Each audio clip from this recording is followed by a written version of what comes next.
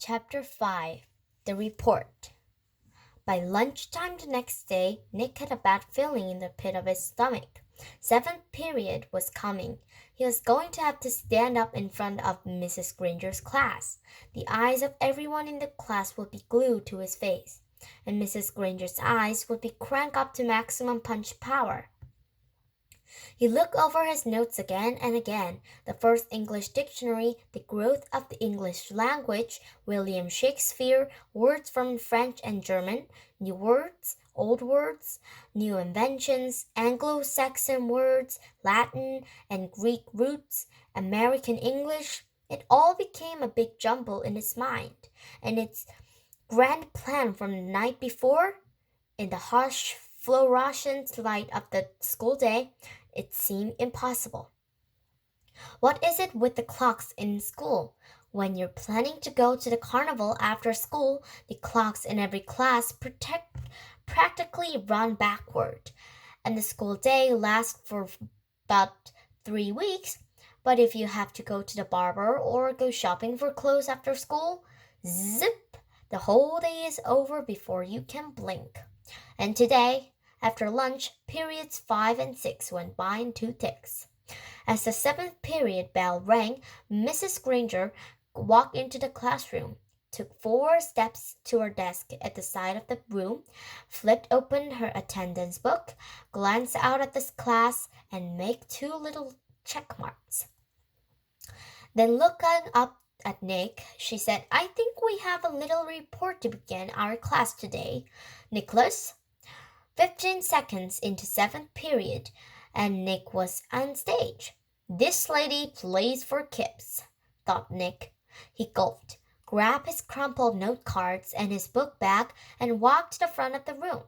He stood next to the giant dictionary in its little table, and Mrs. Granger walked to the back of the classroom and sat primly in the tall stool next to the bookcases. She was wearing her blue uniform. Taking a deep breath, Nick began, "Well, the first thing I learned is that the first English dictionary—" Mrs. Granger interrupted. "Excuse me, Nicholas, but does your report have a title?" Nick looked blankly at her. "A title? No, I didn't make a title." "Class, please remember to include the title whenever you prepare an oral or written report. Now, please go on, Nicholas." And she smiled and nodded at him. Nick began again. Looking right at Mrs. Granger, he said, "The dictionary." A couple of kids thought that was funny, but Nick played it straight and just kept talking. "A lot of people think that the first English dictionary was put together in 170s by a man named Samuel Johnson. He lived in London, England. He was real smart, and he wrote a lot of books, and he wanted all the other smart people to have good dictionary to use, so he made one. But there were not other dictionaries before his. The thing that was different about Johnson's dictionary was its size. First of all, he had over 43,000 words in it. The class made a bunch of noise at this big number. Ooh and wow and stuff like that. And Nick lost his concentration. He glanced up at Mrs. Granger, expecting to see those eyes drilling a hole in him, but they weren't. They were almost friendly, in a teachery kind of way. She shushed the class and said, "Go on, Nicholas. That's a fine beginning." Nick almost smiled, but he saw all the kids staring at him, so he gripped his note cards even tighter and jumped back on.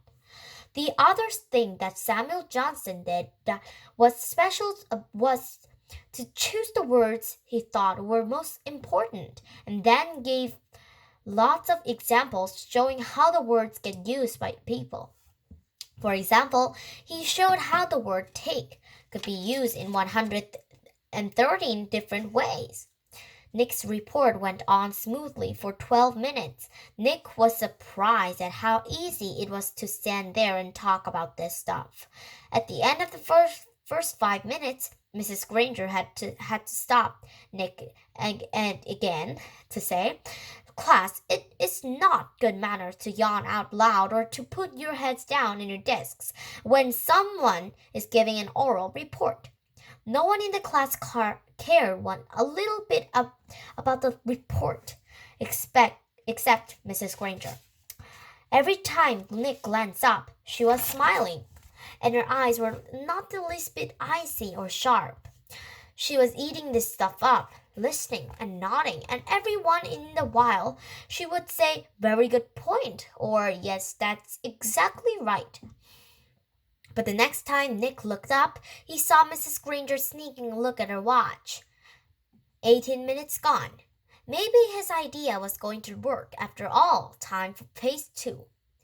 Reaching into his book bag, Nick pulled out the red dictionary he had brought him from home, the one most of the kids had, the one Mrs. Granger said they should use.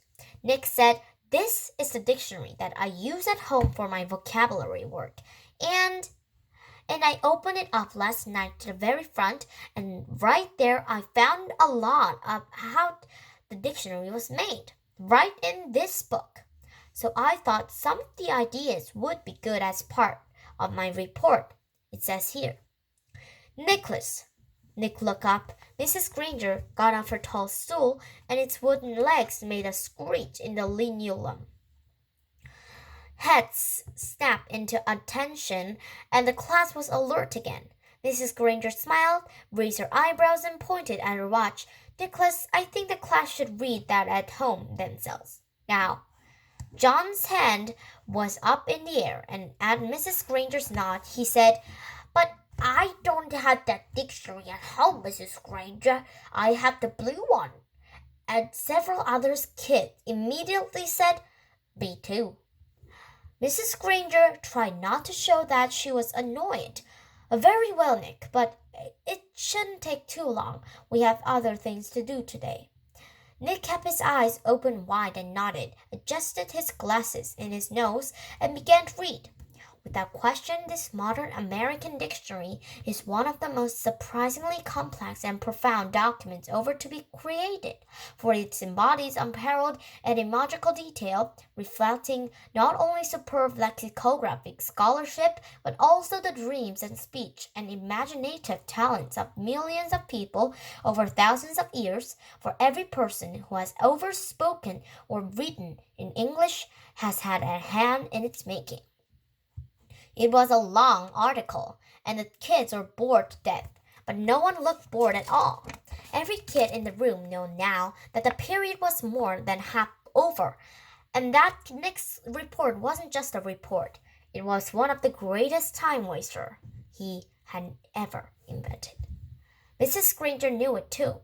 She has edged around from the back of the room to the side near the windows. He glanced up at her now and then as he read. And each time Mrs. Granger's eyes click up to a new power level. After 8 minutes of Nick's best non-stop reading, her eyes are practically burning holes in the chalkboard behind him.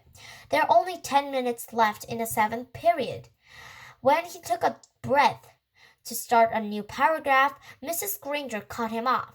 "That's a fine place to stop, Nicholas. Class, let's all give him a big hand, a round of applause from his report." The applause didn't last long. As Nick took a book bag and notes and sat down, Mrs. Granger's eyes went back to almost normal, and she actually smiled at him. "Although your report was a little long," she paused to let that sink in, "it was quite a good one. And isn't it fascinating that English had more different words than any other language used anywhere in the world?" She pointed at her large dictionary. "That one book contains the definitions of more than 450,000 words. Now, wasn't I right, Nicholas? All this will mean so much more since you learned about it all on your own." Mrs. Granger was beaming at him. Nick sank lower in his chair. This was worse than writing the report, worse than standing up to give it. He was being treated like the teacher's pet, and he had the feeling she was doing it on purpose. His reputation was in great danger, so he launched another question. He raised his hand, and he didn't even wait for Mrs. Granger to call on him. Yeah, but I still don't really get an idea of why words all mean different things. Like, who says that dog mean the thing that goes woof and wag its tail? Who says so? And Mrs. Granger took a bait. Who says dog means dog? You do, Nicholas. You and I and everyone in this class and this school and this town and this state and this country, we all agree. If we live in France, we would all agree that the right word for that hairy four-legged creature was different word. Shen. It sounds like she-en, but it means that D-O-G means you and me. And in Germany they said Hund, and so on all around the globe. But if all of us in this room decided to call that creature something else, and everyone else did too, then that's what it would be called. And one day it would be written in the dictionary that way. We decided that what goes in that book. And she pointed at the giant dictionary, and she looked right at Nick, and she smiled again. Who says dog means dog? Okay, use dog, whatever, peril, kopeck, kobaka, cane, wusheng, shin, hund, canis. Then Mrs. Granger went on, but of course the dictionary was worked in by hundreds of very smart people for many years. So as far as we're concerned, the dictionary is a law. Laws can change, of course, but only if they need to. There may be new words that need to be made, but the ones in that book have been put there for good reasons. Mrs. Granger took a look at the clock. 8 minutes left. Now then, for today, you are to have done the exercises beginning the page 12 to your Words Alive book. Please get out of your papers. Sarah, will you read the first sentence in the mistake, and then tell us how you correct it. Mrs. Granger jammed the whole day's work in the last 8 minutes, a blur of verbs and nouns and participations, and yes, there was another homework assignment. And Nick didn't try to sidetrack Mrs. G again. He had slowed her down a little, but had he stopped her? No way. She was unstoppable, at least for today. Chapter 6. The Big Idea. 3 things happened later that same afternoon. Nick and Janet Fisk had missed the bus because of a school newspaper meeting, so they walked home together. They were seeing who could walk along the curb without falling. He took a lot of concentrations, and when Janet stepped out into the street, Nick said, "That's 3 points for me." But Janet said, "I didn't fall. I saw something. Look." She bent down and picked up a gold ballpoint pen, the fancy kind.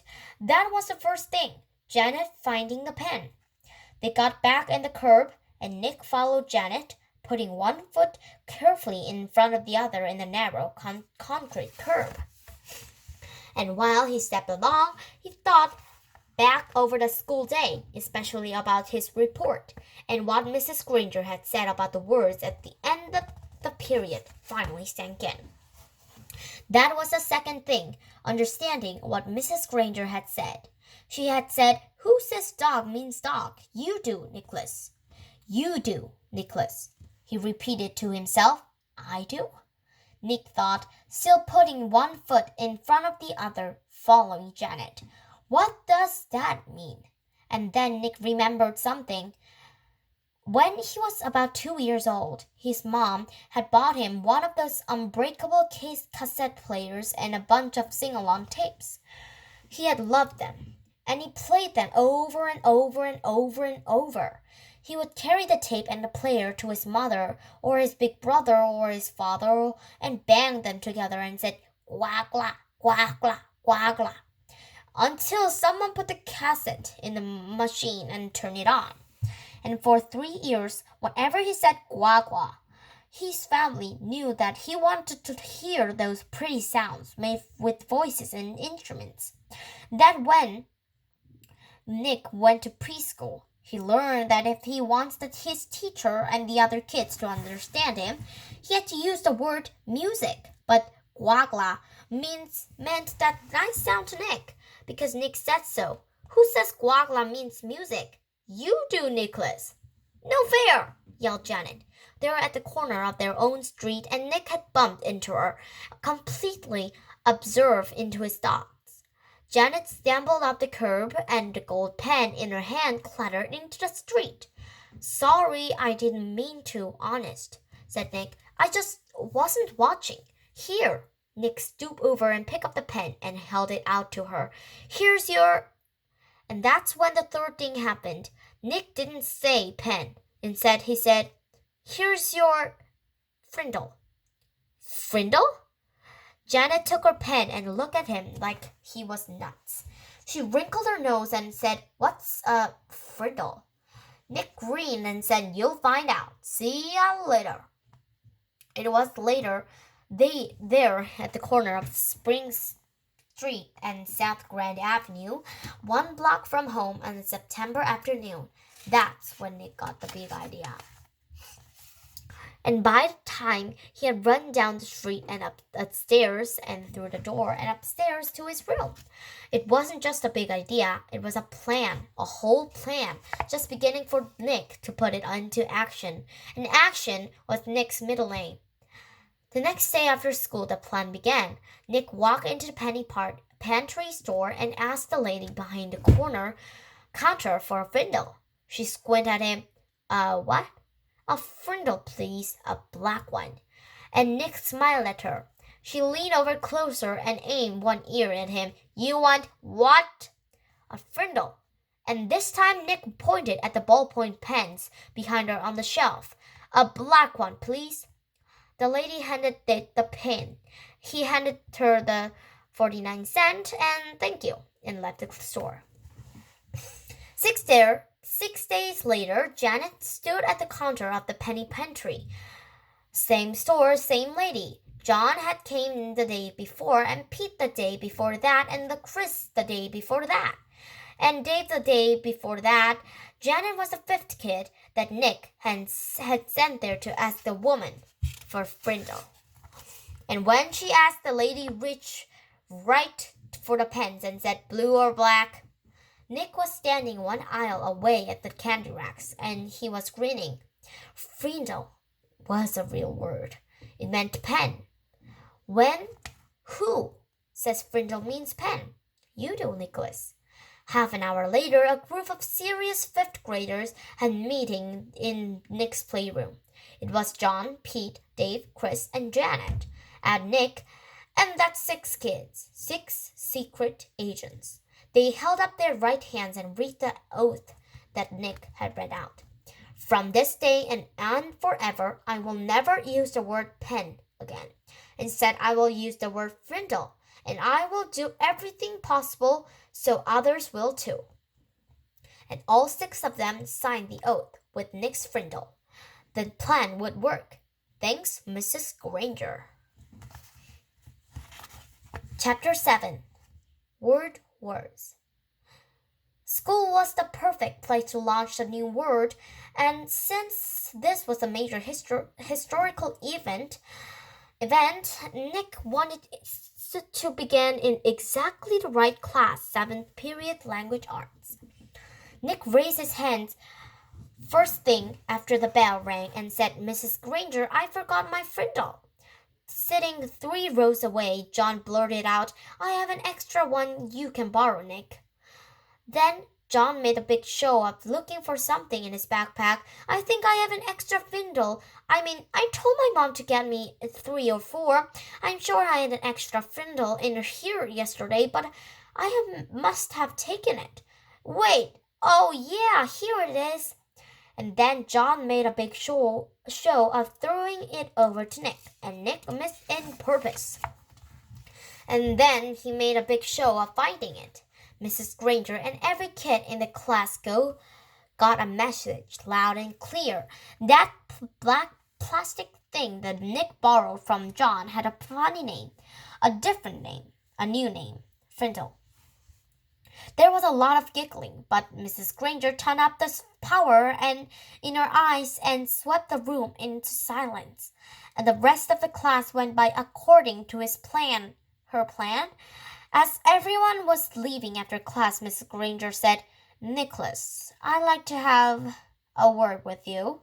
And she affixed the word. Nick's mouth felt dry, and he gulped, but his mind stayed clear. He walked up to her desk. "Yes, Miss Granger?" "It's a funny idea, Nicholas, but I will not have my class disrupted again. Is that clear?" Her eyes were lit up, but it was mostly light, not much yet heat. "Idea? What idea?" asked Nick, and he tried to make his eyes as blank as possible. "You know what I mean, Nicholas. I am talking about the performance that you and John gave the start of the class. I am talking about this." And she held up the pen, an old maroon fountain pen with a blue cap. "But I really didn't have a Frindle with me," said Nick, amazed at his own bravery, and hiding behind his glasses. Nick kept his eyes wide and blank. Mrs. Granger's eyes flashed and then narrowed, and her lips formed a thin, hard line. She was quiet for a few seconds, and then she said, "I see. Very well. Then I guess we have nothing more to discuss today. Nicholas, you may go." "Thanks, Mrs. Granger," said Nick, and he grabbed his backpack and headed for the door. And when he was just stepping into the hallway, he said, "And I promise I won't ever forget my Frindle again. Bye."